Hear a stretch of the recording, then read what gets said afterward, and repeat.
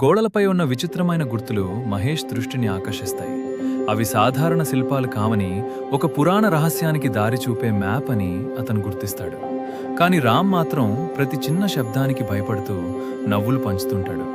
ధైర్యంగా ముందుకు నడిచిన వారు ఒక చీకటి గుహలోకి ప్రవేశిస్తారు. అక్కడ ప్రతి అడుగు ప్రమాదంతో నిండిపోయి ఉంటుంది. ఒక భారీ రహస్య ద్వారం వారి ముందుకు వస్తుంది.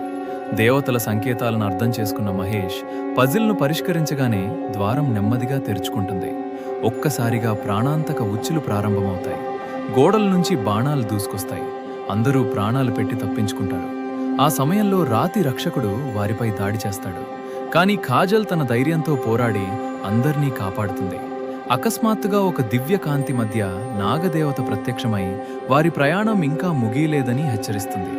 చివరకు వారు ఒక స్వర్ణ మందిరంలో తేలియాడుతున్న నాగమణిని చూస్తారు.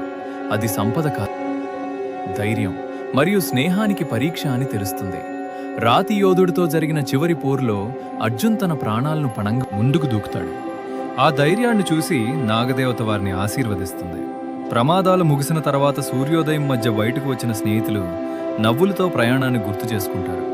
రామ్ మాత్రం ఇంకా భోజనం గురించే ఆలోచిస్తూ అందర్నీ నవ్విస్తాడు.